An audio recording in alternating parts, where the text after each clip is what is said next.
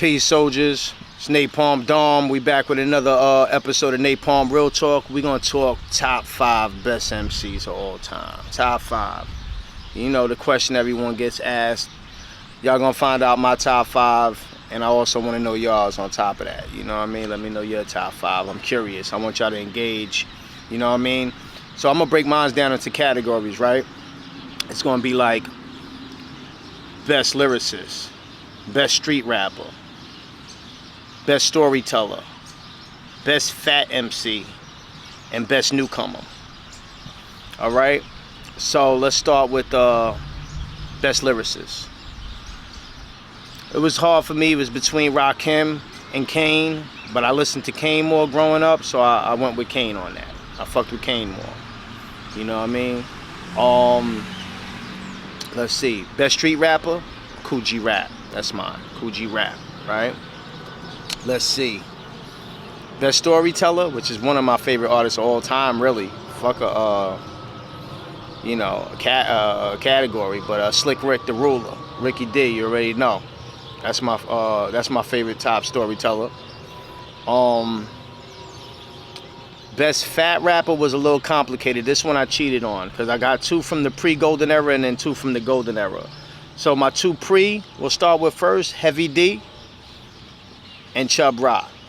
A lot of people don't give flowers to those brothers. Let's give the flowers to those. Those are the first, you know, you had the Fat Boys too, but those are like the first big boys that were doing it and really killing it. They both had radio hits, they both had show presence, and they both had voices.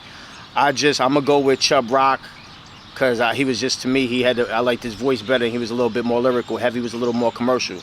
You know what I'm saying? He knew how to dance and all that. He knew how to move his ass on stage. Heavy was dope.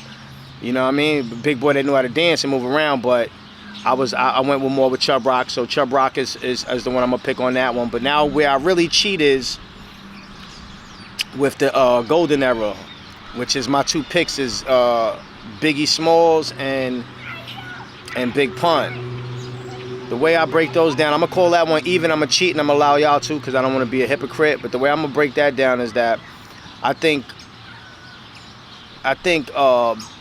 Biggie had the cadence, the delivery, the voice, flow. You know what I mean? And I think that Pun had the flow too. You know what I mean?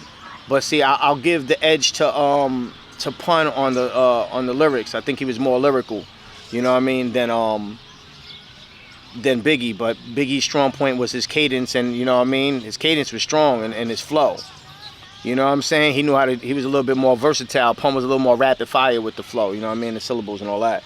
So I'm gonna call that one an even, man, because I fuck with them both evenly, and I think they had a similar body of work, and they both left us too early with 2 albums, and then they did a bunch of greatest hits for them afterwards. So they have Capital Punishment and Yeah Baby, 2 official albums from Pun, and then you got Ready to Die and Life After Death from Biggie, 2 original complete albums, you know what I mean, before they passed. So I think it's an even matchup with them, and then they had the greatest hits after that. So that's mine. I'm gonna cheat on that one. I'm going for Biggie. Those are my 2 in that category. I'm gonna give it to both of them. Now we have the newcomer, best newcomer, which really not super new, but the newest newcomer that I could give this title to, you know what I mean, because I don't really fuck with a lot of new shit, would be J. Cole. I think the kid's talented. He got some dope shit, you know what I mean? So I'm gonna give him his props for that and all that.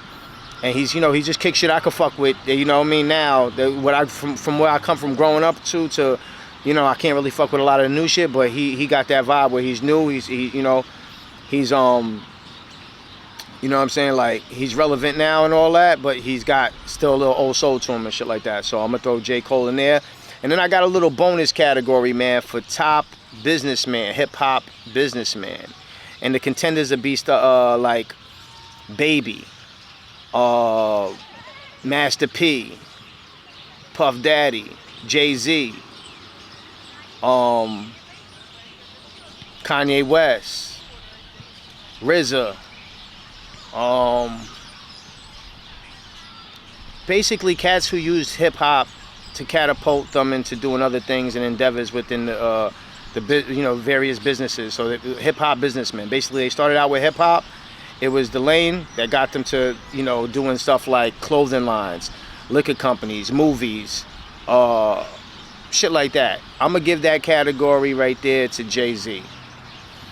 You know what I'm saying? I'm gonna say that because just he branched out so wide, you know, and he's still relevant. And he did it to the utmost. He did a lot for hip hop, from clothing lines, Rockaware to Armadale and all the other fucking shit he's involved with, liquors and shit like that. Ace, you know, Ace of Spades, all that. What you call that? Streaming services. I mean, I know I'm forgetting something, man, but pretty much just, and did it, management company, Rock Nation. So management company, streaming service, clothing lines, and liquor deals. I mean, and I'm sure there's so much business that Jay's doing, you know what I mean, that we don't even know about, that's not even public. But I'm going to give Jay that because he did it long, strong, you know what I'm saying? And he did it to the utmost, you know what I mean?